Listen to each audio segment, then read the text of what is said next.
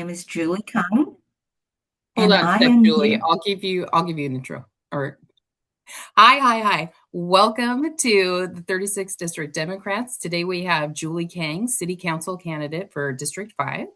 And Julie, can you tell us a little bit about yourself? Yes, thank you so much. My name is Julie Kang, and I'm running for Seattle City Council District 5 position. I'm a Democratic Party delegate, a first-gen immigrant, an educator, a union member, and a community advocate.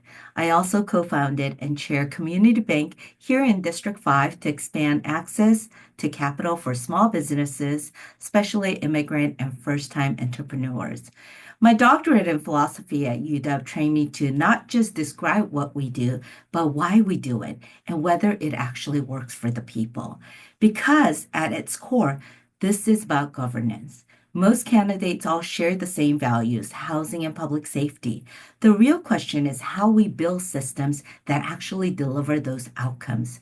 Too often, we measure success by what we put in programs, services, thousand tiny homes. But what we need is the outcome stable housing that breaks the cycle of poverty, public safety for all, and long term economic opportunity to thrive.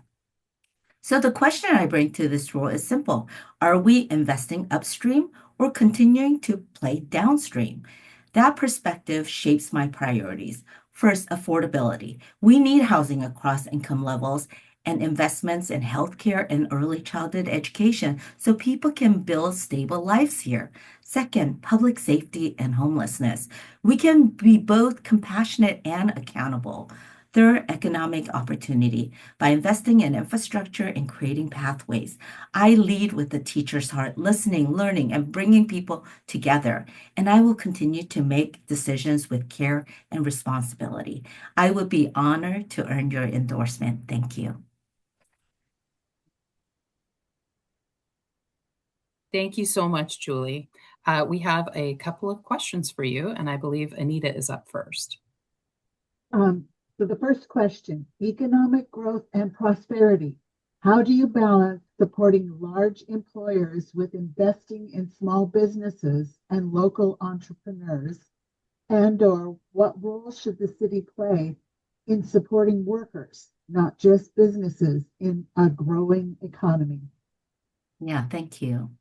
Economic growth should work for everyone, not just the biggest players. In District 5, small businesses are the backbone of our neighborhoods. They create local jobs, reflect our culture and diversity, and keep our economy resilient. I've seen the firsthand as a founder of a community bank where access to capital and trust made the difference between closing and growing.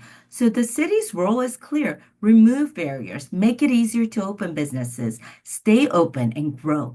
That means affordable commercial spaces, faster permitting, and access to public safety and capital, especially along corridors like Aurora and Lake City Way, where small businesses are trying to take root or stay despite increased break-ins and unsafe environment where they keep their doors locked during business hours. At the same time, large employers matter to the city and they bring jobs and investment, but growth comes with responsibility. The city must set clear expectations so that growth can also support infrastructure, transit, and workforce opportunities.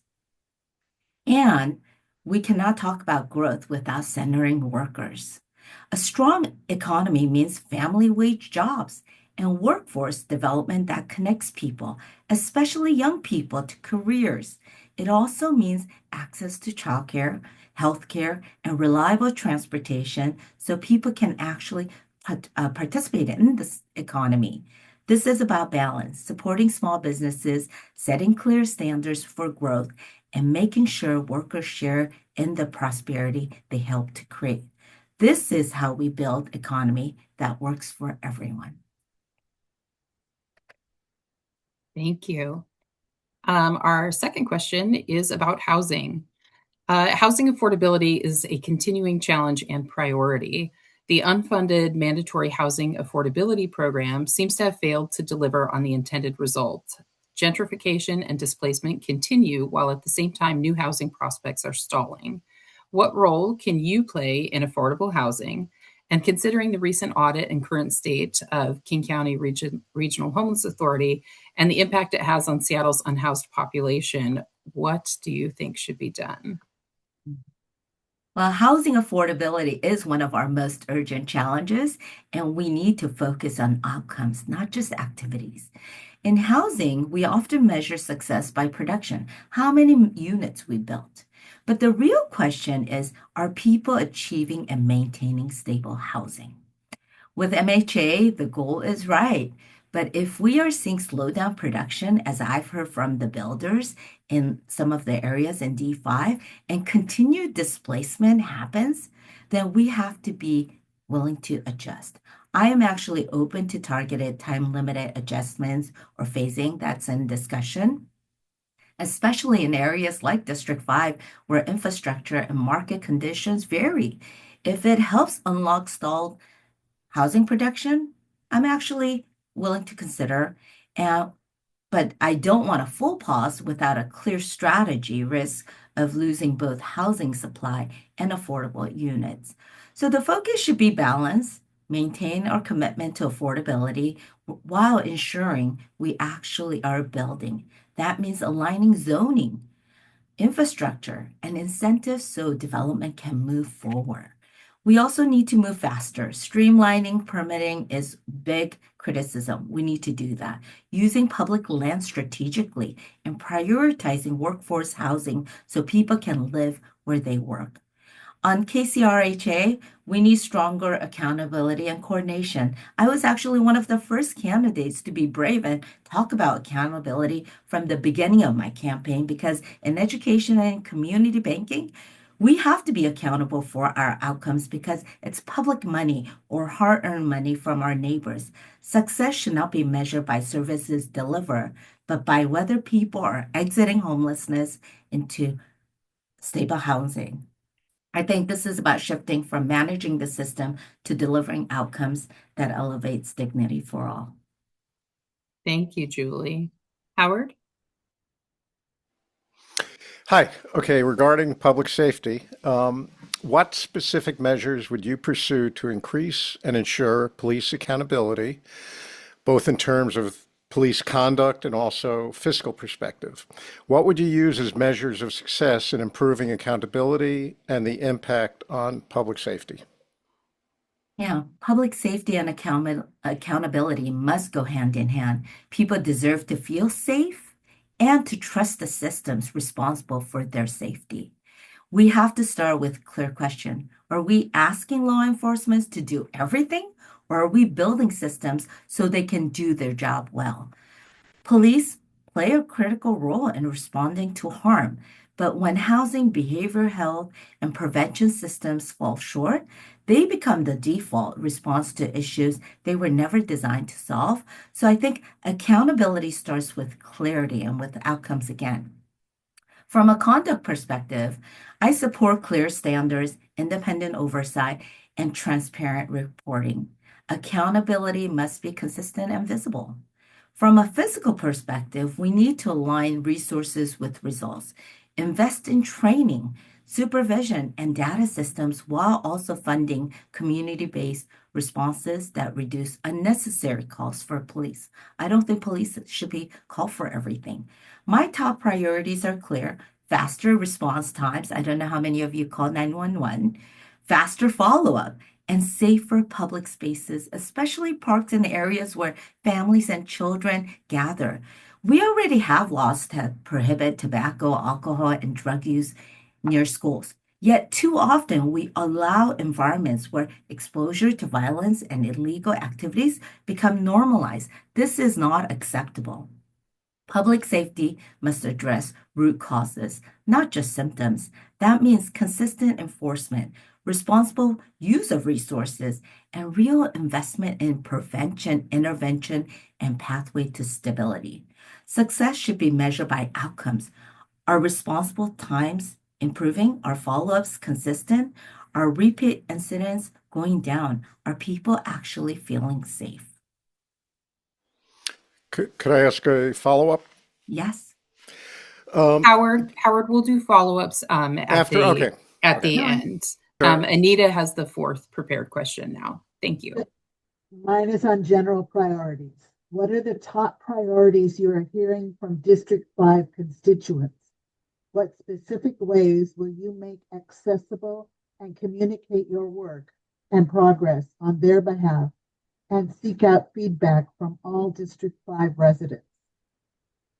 Yeah, in District 5, I consistently hear three priorities: affordability, public safety with compassionate solutions to homelessness, and economic stability. So, neighbors want to stay in our communities, feel safe in our neighborhoods, and have real access to opportunity. And they want to be heard, not just in conversation, but in outcomes they can actually feel in their daily lives. And I think my approach starts with being present. I meet people where they are through neighborhood walks, small businesses, small group conversations, community events, because good decision starts with understanding from the people. And that's why the question of why matters, because I think communication is not just about sharing information. It must be two ways, as we say in education. It's about building trust and making sure our systems actually work for the people. That means accessibility across language and different platforms, and it means transparency. I think we have to have regular updates. We have to be able to track the progress and be clear about what is working and what is not. Most importantly, I will focus on outcomes, as I've said, because I want people to know and feel. Can families stay? Do neighbors feel safe walking in the parks and streets? Are small businesses able to stay open and leave their doors unlocked during business hours? I think leadership is about listening, but it also means follow through. That means turning community voice into clear action, accountability, measurable results. So again, people need to see it and feel the difference. Because trust is built when people know their voices lead to real change and know that they have a voice in the system that works. And that's not what our neighbors are saying at this time. Thank you, Julie. And we have some follow-up questions, and I think Howard has our first one ready to go. Howard, what was it that you wanted to ask? Sorry. That's So, great. so Julie, given your stress on alternative response and the information we've gotten over the last year that SBD officers are doing everything possible to interfere with the care department's ability to dispatch, and then also mentioning that last year, 2025, was one of the worst years in terms of the number of people killed by the Seattle police. It's also a continuation. We've had at least three people killed that were in mental health crisis, brutal responses to protesters less than a year ago. Given all that, what would you change in the current accountability system, and what would you do to get compliance from police? Yeah, so training is one of the things I've mentioned. And as you've read from the newspapers, in terms of culturally responsive training, police officers have not met that metrics. And the forecast is that they're not going to meet it. So I think we have to be keeping them accountable for the 40 hours, of how to work with people, how to be culturally appropriate. So those are some things that I'm thinking about. But I also want to put out my hat as a clinical mental health counselor. I actually went through the program during the pandemic because I wanted to better understand mental health. And I think, when we think about supporting our clients, we have to do it with compassion, and we also have to do it in a way that works. That is not happening right now. We don't have a tracking system to see where are they in the process, and are they healing and able to become part of the society. We talk about human dignity, and yet we continue to allow them to repeat into the cycle. So I don't think that's working either. So again, yes, training for the police officers to be able to respond in a way that is compassionate, but also use the experts' knowledge about what we can do to break the cycle of mental health counseling. can do. Thank you, Julie. And kind of along that line of what you were saying about compassion earlier, when we were talking about housing and KCHR, or you know, um, you had mentioned kind of multi-use properties, and I was wondering if you could say a little bit more about what your thinking is on that. Yeah, so right now, I think we are focusing on housing our unhoused neighbors, but tiny homes are not permanent solutions. They're temporary. And also, with that comes budget that is ongoing, $17 million. In such a difficult budget crisis time, I don't know how we're going to continue to collect money without seeing results. So I want, when I say break the cycle, let's recognize the systemic cycle that we have been supporting without accountability, and we have to see results. I want them into permanent, stable housing, not just tiny homes where we're going to be supporting them, without a termination or end timeline. Thank you. Anita, did you have anything? If not, I have several others if we have time. No, I don't. All right, thanks. Julie, you also mentioned childcare, and we are seeing a lot of things happening nationally and state levels and things. What role do you think City Council can play in creating affordable childcare here in Seattle? Well, when we think about affordability in general, I think about childcare and early childhood education as being pivotal priority in our funding because that's when the gap is the smallest. We can actually take actions, right? So again, investing in the future is important for me because I don't want to be responsible at a later time when the gap continues to grow. And thinking about our high school graduation, we're not measuring the students who have left the system. So even the data that we're collecting right now, I don't think it's completely accurate. And I think it's really doing disservice to the Black and brown kids and those who have never exited the ELL programs. So we need to do better. So I think when we are able to equalize it with quality childcare and early childhood education, we can invest in the future so that we don't have to put the band-aids on later in life. Thank you. I will say one last question. What is something that has surprised you about the city council role or that you are particularly looking forward to? And then we'll let you give a brief close. I am interested in how we prioritize funding, how we support all of these activities or projects, as I mentioned. I am interested in investing in our future, investing in programs that shows results, investing in you know, things that we can feel as people who are loving Seattle and want to stay in Seattle. And right now, that is not happening, starting with public safety, especially in North Seattle. And last thing I will say is connectivity continues to be an issue, even though a lot of our neighbors did not talk about them, because I see North Seattle as being unique because we connect the most west part, Puget Sound, to the most east part, Lake Washington. And right now, if you're driving west east, connectivity is an issue, transit is an issue, and I want us to be able to solve those problems. Howard, I think you can go real quick and still fit it into our time period. Thanks. Just two quick questions, yes, no, about the continued use and expansion of CCTV, and also the stay out of prostitution area, if that's something that you would support. That's it. Yeah, so I was the first one to say I have to see what the data shows. And I've walked 50 blocks of Aurora. I actually turned on 125th, the Krispy Kreme. And I had to explain to our daughter, born and raised in North Seattle, for 15 years, why the girls don't have clothes on and why we have to do something about it, right?